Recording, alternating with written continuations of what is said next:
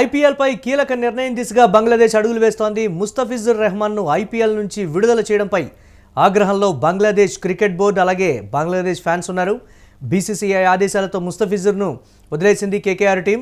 ముస్తఫిజుర్ ప్లేస్లో మరో క్రికెటర్కు చోటిచ్చింది.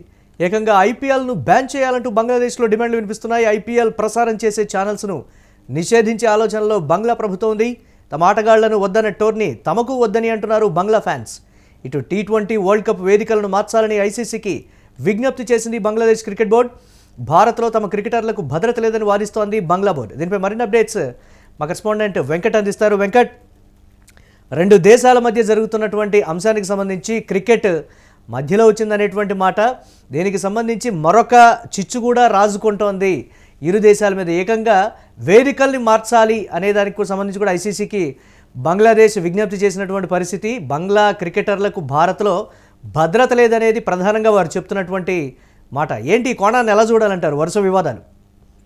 ఎస్ మురళి, అంటే సాధారణంగా మన సముద్రం మీద అలిగినట్లో లేదా నది మీద అలిగినట్లో ఈ సామెత, అంటే గతంలో ఈ సామెతలు మనకు వినపడే కదా గ్రామీణ ప్రాంతాల్లో. ఇక్కడ బంగ్లాదేశ్ క్రికెట్ బోర్డు విషయంలో అది పక్కాగా మనకి అంటే యాప్ట్ అవుతుందనే చెప్పుకోవాలి. ఎందుకు అని అంటే ఇప్పుడు సముద్రం మీద అలిగి మనం నీళ్లు వాడుకోకపోతేనో లేదా నది మీద అలిగి మనం నీళ్లు వాడుకోకపోతే మనకే నష్టం.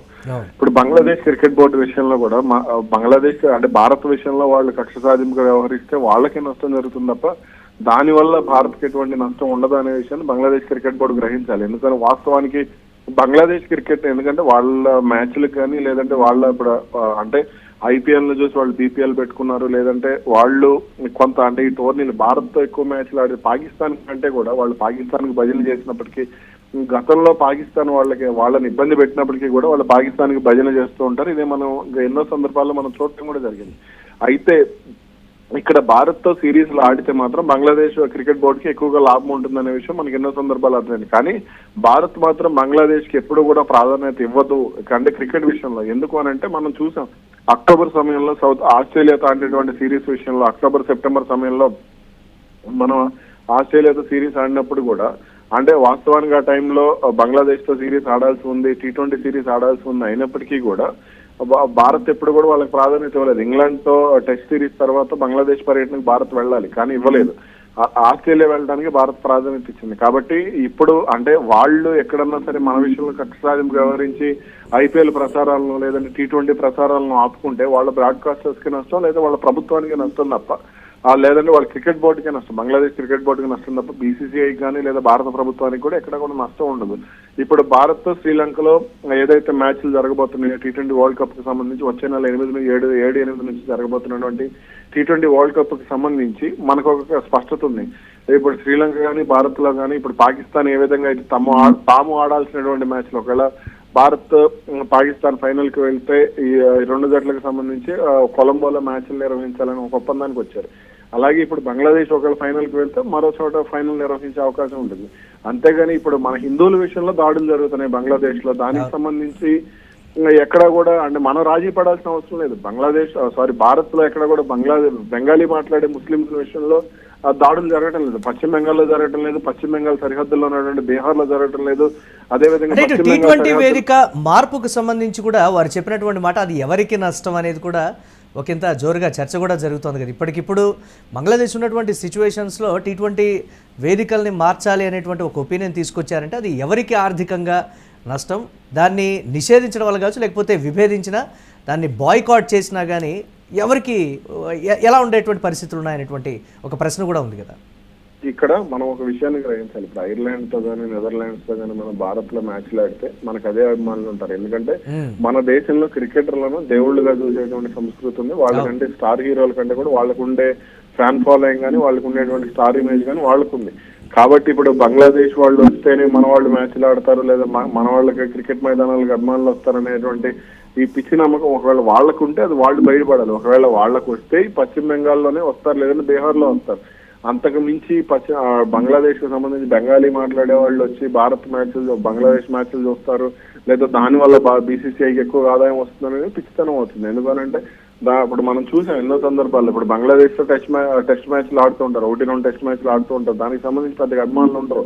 కాకపోతే ఏంటంటే ఎవరి బలాన్ని వాళ్ళు ఎక్కువగా ఊహించుకోవడం అనేది ఇక్కడ పెద్ద సమస్య అవుతుంది. కాబట్టి ఇప్పుడు బంగ్లాదేశ్ కూడా వాళ్ళ బలాన్ని వాళ్ళు ఎక్కువ ఊహించుకుంటారు. ఇప్పుడు పాకిస్తాన్ కూడా వాళ్ళ బలాన్ని ఎక్కువగా ఊహించుకుంటూ ఉంటుంది.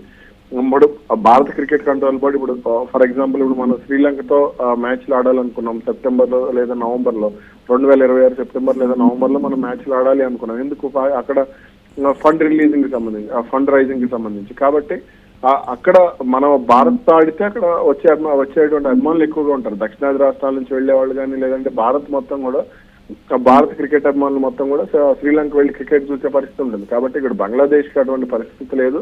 కాబట్టి బంగ్లాదేశ్ ఇక్కడ వాళ్ళు ఇబ్బంది పడటం తప్ప, అంటే బాయ్కాట్ చేస్తే వాళ్ళకే ఇబ్బంది. కాబట్టి అక్కడ ఉన్నటువంటి మన తెలుగు వాళ్ళు కూడా ఇప్పుడు ఉత్తరాంధ్ర నుంచి అక్కడ వెళ్ళి స్థిరపడి ఢాకా సమీప ప్రాంతాల్లో స్థిరపడినటువంటి తెలుగు వాళ్ళు ఎంతో మంది ఉన్నారు. చట్టోగ్రామ్ కానీ ఇటువంటి ప్రాంతాల్లో స్థిరపడినటువంటి తెలుగు వాళ్ళు ఎంతో మంది ఉన్నారు. కాబట్టి ఇవన్నీ కూడా బంగ్లాదేశ్ పిచ్చి చేష్టలు అటు పాకిస్తాన్ ని తమకు అనుకూలంగా మార్చుకోవడానికి, లేదా పాకిస్తాన్ మెప్పు పొందడానికి తప్ప, లేదంటే చైనా మెప్పు పొందడానికి తప్ప ఇవన్నీ కూడా పిచ్చి ప్రలాపాల్లో పిచ్చి మాటలు కానీ చెప్పుకోవచ్చు. Right, thanks for updates Venkat. ఇక T20 వరల్డ్ కప్ వేదికల్ని కూడా మార్చాలని బంగ్లాదేశ్ ఐసీసీకి విజ్ఞప్తి చేసింది అని అంటే ఏ స్థాయిలో దీనికి సంబంధించి సీరియస్గా ఈ అంశాన్ని తీసుకుందనేది కూడా ఒకంత తేటతెల్లమవుతుంది. అక్కడ ఉన్నటువంటి ఫ్యాన్స్ కూడా తీవ్రమైనటువంటి వ్యతిరేకతతో అలాగే ఆగ్రహంతో ఉన్నటువంటి పరిస్థితి అయితే ఉంది. ఐపీఎల్పై కీలక నిర్ణయం దిశగా బంగ్లాదేశ్ ఓవరాల్గా అడుగులు వేస్తున్నట్లుగా కూడా ఈ నేపథ్యంలో తెలుస్తోంది.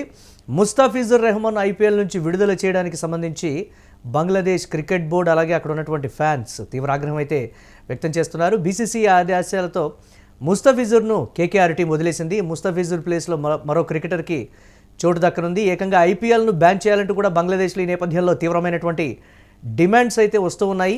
ఐపీఎల్ ప్రసారం చేసే ఛానల్స్ నిషేధించే ఆలోచనలో బంగ్లా ప్రభుత్వం అయితే ఉంది. తమ ఆటగాళ్లను వద్దన్నటువంటి టోర్నీ తమకు వద్దని కూడా బంగ్లా ఫ్యాన్స్ అంటున్నారు. దీనికి సంబంధించినటువంటి బిగ్ బ్రేకింగ్ న్యూస్ చూస్తున్నాం.